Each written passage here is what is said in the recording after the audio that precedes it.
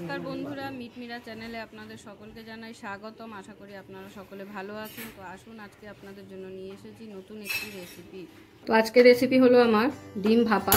তো আসুন দেখুন আমি কিভাবে তৈরি করছি। তো আমি গ্যাস ধরিয়ে দিয়েছি, এখানে একটা জলের পাত্র নিয়ে নিয়েছি। এবার আমি ডিমগুলোকে আগে সিদ্ধ করে নেব। তো তার জন্য আমি পাত্রের মধ্যে ডিমগুলো দিয়ে দিচ্ছি। আমি 5টা ডিমের আজকে ভাপা বানাবো। তো তার জন্য আমি 5টা ডিম দিয়ে দিচ্ছি বাটিতে। 5টা ডিম আগে সিদ্ধ করে নেব। 15-20 মিনিট এখন আমার টাইম লাগবে ডিমটা সিদ্ধ হতে। 15 মিনিট পর আমি আবার আসছি। তো ততক্ষণ আমি অন্য সামগ্রীগুলো জোগাড় করে নেব। ডিম ভাপা করার জন্য আমার লাগবে সর্ষে, লঙ্কা, কাঁচা লঙ্কা বাটা। তো সেটারই পেস্ট এখন আমি তৈরি করব। তো আমি এখন সর্ষের পেস্টটা তৈরি করব। তার জন্য আমি পাটা উপরে তুলে নিয়েছি। নিচে বসে মশলাটা বানাতে আমার একটু প্রবলেম হয়। আমি এখানে 2 চামচের মতো সর্ষে নিয়ে নিলাম। তো সর্ষেটা আমি এখন বাটবো, হাতেই বাটবো। সঙ্গে থাকুন, দেখতে থাকুন আমি কিভাবে বানাচ্ছি।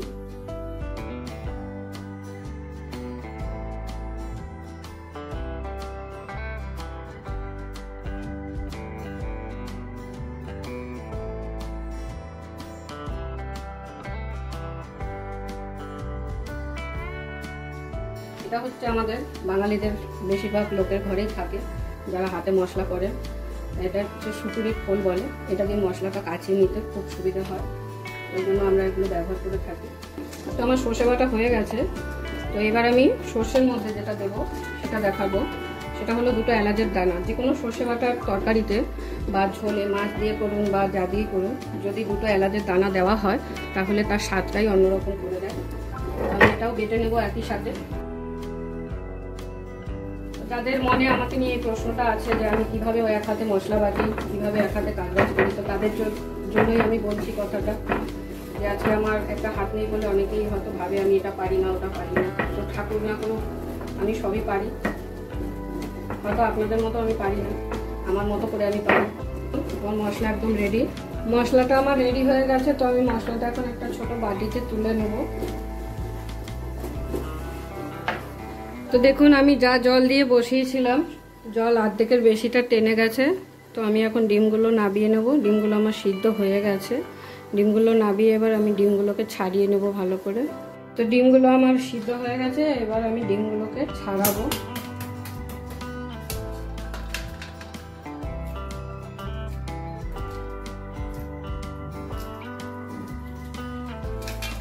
আমার সব ডিমগুলো ছাড়ানো হয়ে গেছে ভালো করে।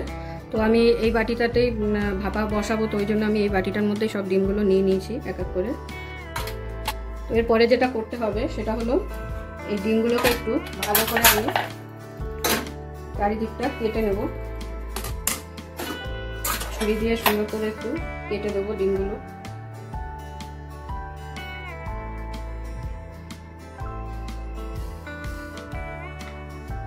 যাতে মশলাগুলো আমার ভালো করে ডিমের ভেতরে যায়। তো এইভাবে আমি ছুরি দিয়ে সুন্দর করে কেটে নেব। সবকটা ডিম এইভাবে কেটে নেব। তো সবকটা ডিম আমি এইভাবে একইভাবে কেটে নিয়েছি। কেটে নেওয়ার পরে এবার আমি ডিমগুলো রেডি করব। তো তার জন্য আমি এখানে দিয়ে দিচ্ছি প্রথমেই নুন। পরিমাণ মতো নুন দেবেন। যে যতগুলো ডিম রান্না করবেন সেই বুঝেই নুনটা ব্যবহার করবেন। তো আমি এখানে 1.5 চামচের মতো নুন নিয়ে নিয়েছি। 2 চামচের মতো হলুদ দিয়ে দেবো। আর লঙ্কা পেস্টটা যেহেতু আমার সবসময় রেডি করাই থাকে, এটা আমি মিক্সিতে করে রাখি। তো ওই জন্য আমি সর্ষের সাথে আর বাটতে হলো না। তো এখন আমি দিয়ে দেবো লঙ্কা পেস্ট।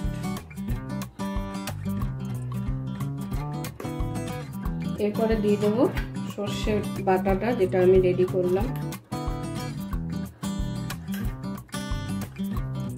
আর দিয়ে দেবো সর্ষের তেল। এই ধরনের রান্নাতে একটু সর্ষের তেলটা বেশি ব্যবহার করতে হয়, কারণ সর্ষের তেল বেশি না দিলে স্বাদ আসবে না। এবার আমি ডিমগুলোকে ভালো করে মাখিয়ে নেব সব মশলার সাথে।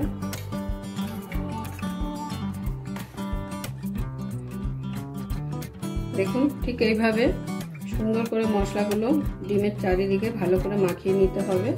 আর যে আমি কেটে দিলাম ডিমটা, তার জন্য যখন আমি ভাপে বসাবো তখন ভেতরে মশলাগুলো ভালোভাবে ঢুকে যাবে। লাইট জল দিয়ে দিলাম হাতটা ধুয়ে, যেহেতু আমার হাতে মশলা মেখে গেছে। আর এই সর্ষে বাটার বাটিটা ধুয়েও আমি অল্প জল দিয়ে দেবো এখানে। তো আমার মেশানো কমপ্লিট। এখন আমি এটা চাপা দিয়ে বসিয়ে দেবো। কড়াই আমি বসিয়ে দিয়েছি, কড়াইতে আমি এখন জল দিয়ে দেবো।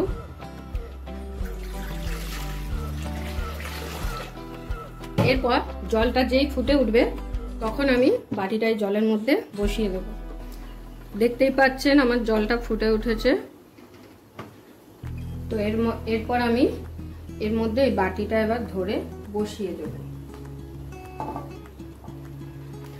তো দেখলেন আমি কিভাবে ডিম ভাপা তৈরি করলাম।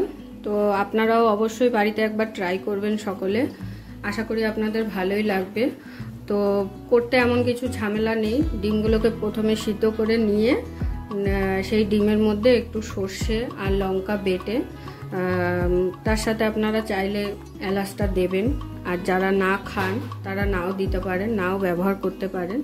যেহেতু আমি দিই প্রতিটা সর্ষে বাটার তরকারি, মানে সবজি করলে সবজিতে দিই না, মাছ ডিম এগুলো রান্না করলে এগুলোতে আমি অবশ্যই দিয়ে থাকি। তো আর একটু নুন আর হলুদ, ব্যাস এই উপকরণগুলো হলেই আপনার ডিম ভাপা একদম রেডি। তো অবশ্যই আপনারা একবার ট্রাই করবেন। আর আমার ভিডিওটি যদি ভালো লেগে থাকে আপনাদের, তো অবশ্যই সকলে একটা লাইক কমেন্ট শেয়ার করে দেবেন।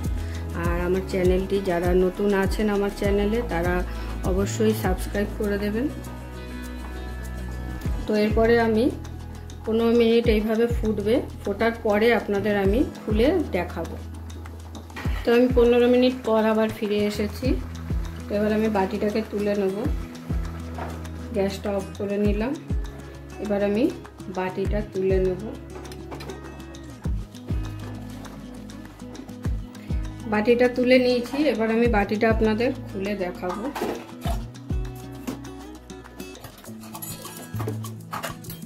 যেহেতু খুব গরম বাটিটা, তো হাত দিয়ে খোলা যাবে না এটা, তার জন্য আমি এই খুন্তিটা দিয়ে খুলছি।